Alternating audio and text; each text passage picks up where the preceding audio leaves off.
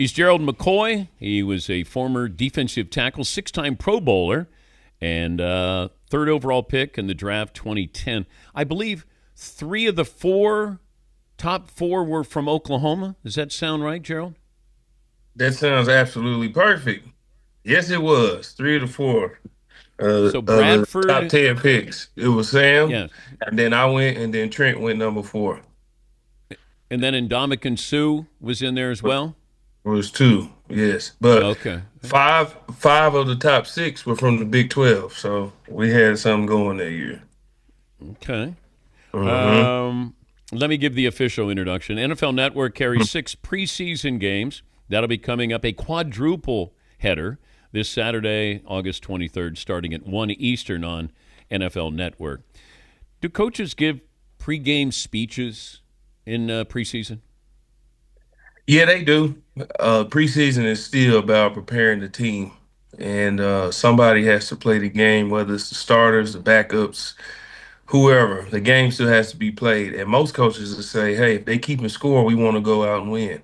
And we've been working on all these things, whether you've had joint practices or not, whether you've just been practicing together, whatever we've been working on, coach wants to go see you execute it in the game. The coaches do a great job of not trying to downplay what preseason is. That's more like the starters and the players that will do something like that. But the coaches, they locked in at all times. I'm talking about they still yelling on the sideline. They still is still a game. So yeah, they do give pregame speeches. Okay, but how do I process the Bills getting blown out by the Bears? That we know the Bills are good, but Hmm. they got embarrassed by the Bears. Let me look at it Yeah, from the Bills' perspective of right. how would you feel if you played for the Bills and you got blown out like that? Well, it's not a great feeling because we've been practicing. We've still been practicing, and we've still been working on the things that we do. So when you go out in the game and don't put up any points, like none, that is Yeah. that's not a great feeling for whoever's out there because preseason, some of these games might be the only NFL football some of these guys ever play. And they live and tell stories off their preseason experience and their game. So if you go out there and the only experience you've ever had, you got blown out 38-0, that's not a story you want to tell. But also for the coaches who are trying to look for the special teams players and the guys who might be the backups, it's not a good look for them either. So I'm pretty sure those meetings are not pleasant this week. What's it like when somebody gets cut in training camp? It's horrible. It's something you don't want to see. I remember in the spring, we this wasn't even training camp. This was spring. Can't remember what year it was, but all the D linemen got together after workouts and meetings, and we went to see a movie. And while we were sitting in the theater during the movie, one of the guys just stood up, and was like, "All right, fellas, I'm gonna get out of here." It was like, "Dog, the movie just started." He was like, "Oh, they just cut me, so I gotta get out of here." I was like, Oh no. and we was just like, bro, do we sit and enjoy the movie or do we leave? Like we don't know what to do. It's a bad feeling. I've seen so many different cuts. We've been sitting in the meeting the day of final cuts, and you feel like once you make it to team meeting, all right, we good. But I found out many a time, even making it to that meeting is not. So you walk around, you see people like looking around the corner, hoping they don't, get called, and then you get in the team meeting. One time we was in a team meeting, the team meeting starting, and Sheldon Quarles, we called him the Grim Reaper in Tampa because he was the one who would come grab you. So we was all like, like everybody look out for the Grim Reaper. So we sit in the team meeting, and then we hear that back door open up, and everybody turn around. And Sheldon, we was like, oh my gosh, he came and grabbed somebody. And then one time it was week one, the first practice. So we come back that Monday before the first week. It's not that Wednesday, it's that Monday. So you want to get to that Wednesday. So that Monday comes up, we outside of practice, and Shelton walks on the field to practice, to the warm-ups, and grabs somebody off the field. I was like, I said, man, this business is ruthless. This is just, yeah, it's not a great feeling. It's not something you want to see. Yeah, because it's your dream. You Yeah. think if you made it through the first week in the first game, it's like okay, I feel like I've made the roster. I'm pretty safe there. That's what it feels like. But I tell people all the time, man, The NFL is about adjustments, not just game day adjustments. You really have to adjust to everything, adjust to new coaches, adjust to new players, adjust to the weather. You everybody plays hurt. Nobody's healthy after the first day of practice. It's just a game of adjustments. The roster you start with, even in week one, might not be the roster you go into the game with. But definitely the roster you start with week one ain't the roster you go in week 17 with. So it's just all about adjustments. He's Gerald McCoy, works for NFL Network as an analyst and former defensive tackle. NFL Network has 6 preseason games. That'll be a quadruple header this Saturday, August 23rd, starting at 1 Eastern. The difference in the sound of a rookie quarterback at the line of Hmm. scrimmage and Tom Brady, any veteran, Drew Hmm. Brees, any of those guys, the sound, their voice, is there a difference? If I say, just listen, you can tell a rookie at the line of scrimmage and a veteran. Yeah, you could definitely tell the difference. The level of confidence, how they operate, even the communication from the offensive line. Rookies, depending on who's the center, this is what a lot of people won't know is I don't care how good the rookie is. If he has a vet center, he's going to depend a lot on his center for protections, changing plays, a lot of things that's going. So you may hear the rookie calling it, but they're real indecisive with things they want to do.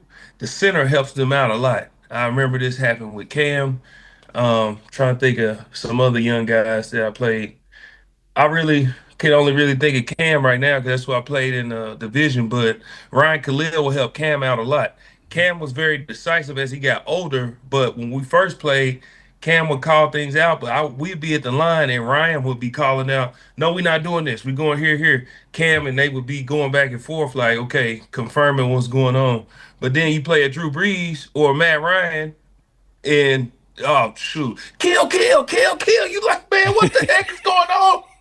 Hey, switch it. Levante, please change something. Cause Drew is out there, like Drew is cerebral, man. And he listen.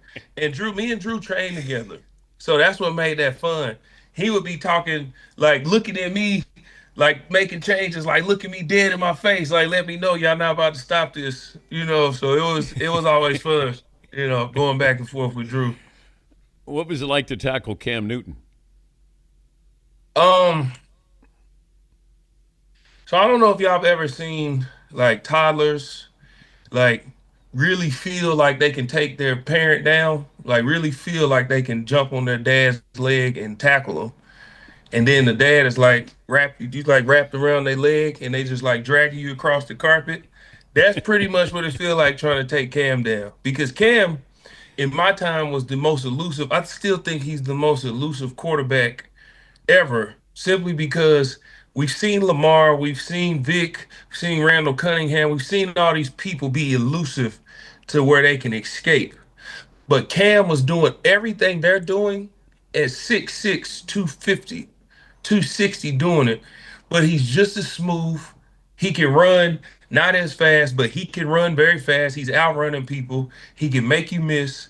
And he had that fake to the right, spin back out to the left. He had that step forward, step back move. Cam had everything you needed to be an elusive quarterback. But then when you hit him, it's like, please go down because he had all that padding. He had pads on his arms. He had pads on his calves. He had the flak jacket. It's like, Cam, come on, dog. You already 260. Why are you wearing all that stuff? But he's wearing all that stuff and he's still moving the way he's moving. Like you really had to jump on Cam to get him on the ground. He's one of the best, man. Do you still have your Batman themed Rolls Royce? I have the Rolls Royce, but I made it Kobe after Kobe passed away. So it How'd you was do? Batman, but so what I have now is I have a Batman themed Cybertruck, and I have my Okay. Batman chain on too. So I'm Yeah, I I'm all saw that. Batman out. Yeah, I'm all Batman out. How did you trick out the Kobe Rolls Royce? It's red, still red, and I put the Mamba logo on the front of my hood. So Did you ever yeah, meet him? I did meet Kobe. I met Kobe at the Players Tribune meeting in LA. And for somebody to be somebody you looked up to So they kept talking about the Players Tribune meeting, and I was part of the Players Tribune, and they were having the big meeting in LA. And they called me and they was like, "Hey, this year, last year, Kobe was supposed to be there. He wasn't there. This year, he's for sure going. He's for sure confirmed. Are you going?" I'm like, "I'm already headed to the airport." So like, so I get there and I'm in the meeting. I'm seeing all these people, Michael Phelps, these Von Millers, these Paul Pierces, these just all these top Maria Sharapovas, all these like people, like KD's in there, Blake Griffin, and all these. And I'm like, I know Blake, I know KD, I know Von, I know all these people. Derek Jeter, got to meet Derek Jeter, but he's in Tampa all the time, so I had met him before. I'm like, hey, listen, no offense, where is he at? So I see him walk down the steps, and I'm like, oh my gosh, this is happening. And he just walks in, and he's just a normal dude. He's just a normal dude, man. He walked up, he's like, "What's up, big fella?" And he's shaking everybody's hand, and they sit down, we have a meeting. We go through the players review, we have a great meeting. Then afterwards, we went outside to the pool where they was having the after party. And he comes outside, and he sit next to me, and he slapped me on the leg. He was like, "What's up, big dog? How you doing?" And we like hold a conversation. Then I asked for a picture, and then he leaves. It was just like, it was almost like the perfect meeting of one of your like heroes, honestly, and one of the people I looked up to my entire career, man. And it was a great feeling. So yes, I did have an opportunity to meet Kobe. More nervous with that or playing in a big in a playoff game? I was more nervous meeting Kobe for sure, because you don't want to mess it up. Like it's just meeting him, but you still like you don't want to be you just don't want to be weird, man. Like, and I'm not a nervous person. Like, I don't get nervous really.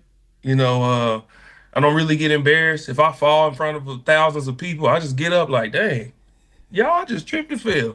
But that's just how I am. Like, I don't really get embarrassed like that. So, I was really nervous to meet Kobe. As much as I've been wanting to meet him and all these things I'm gonna say to him when I meet him and all that, I didn't do none of that. I didn't do none of that. None of that. Good. A couple of football things here. The contract situation with Trey Hendrickson, Micah Hmm. Parsons, Terry McLaurin. Yeah. Which one is, potentially serious that a player could change teams? If I have somebody that could really change the team, is Michael Parsons. Like the No, but Cowboys I are mean not. going to another team. Oh, Going to go to yeah. another team. Probably Yeah. Trey Hendrickson. Trey Hendrickson. Okay. There's a real possibility he could get traded. You think about San Fran could trade for him. I would love to see him go to the Bucks. Um, he could you know, possibly Washington. Washington definitely could use him. It's a missing piece, but I think it's a real possibility he could get traded out of there because we've seen the history of Cincinnati. They just don't pay people. It's just like this is like a reoccurring thing. Them we always looking at Cincinnati like, what the heck are y'all doing with? Why y'all don't want to pay anybody? Terry McLaurin, I don't see getting traded. Micah definitely is not getting traded. But yeah, if I had to pick anybody, it's Trey Hendrickson. Give me your sneaky team this year. The Raiders, Oh. the Raiders. It, Pete Carroll, he's a 10-win coach. This is what he does. It's some people you just like, this is what they do. It may not be glamorous or whatever, but this is just what they do. You just look up and it's like, man, he averaged a double double again. How the heck is he doing this? That's Pete Carroll's one of them guys with 10 wins. He knows how to win. He has a formula. He runs the ball, physical run game. He had Marshawn Lynch. You go get Ashton Jeanty because this is my style. This is what I want to do. You go out and get a quarterback that you know can play. That's a vet that you don't have to teach him. He's won some games, made the playoffs. Geno Smith. You already got Brock Bowers. You go draft offensive linemen so you can run the ball and be physical. You got your receivers that can take the top off the defense. Max Crosby's on the other side. I know with John Spytek, the GM, I was with him in Tampa. I know his philosophy and how he builds teams. I just believe that this team is going to shock a lot of people with the things they can do, with the formula they have. Pete Carroll's just a winner. And in that city, in Vegas, Pete Carroll fits that perfect. He recruited me when he was at USC. So I've seen how he can handle big cities and how he can handle the lights. And we've seen it in Seattle. Going to 2 Super Bowls, going to multiple NFC championships, winning a Super Bowl. This is just who Pete Carroll is. And I know what he can do. And I believe that they are going to be a team that sneaks up on a lot of people. Oklahoma paid better than USC. Hey, listen, let me tell you something. I'm in the clear now. I didn't get anything, but I tell people all the time. I tell people this all the time.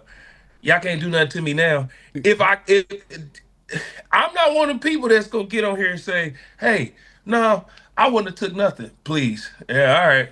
Don't. Hey. I'm from Southside Oklahoma City. We ain't had much, so I needed all I could get, but I didn't get nothing. So whatever. OU's just OU.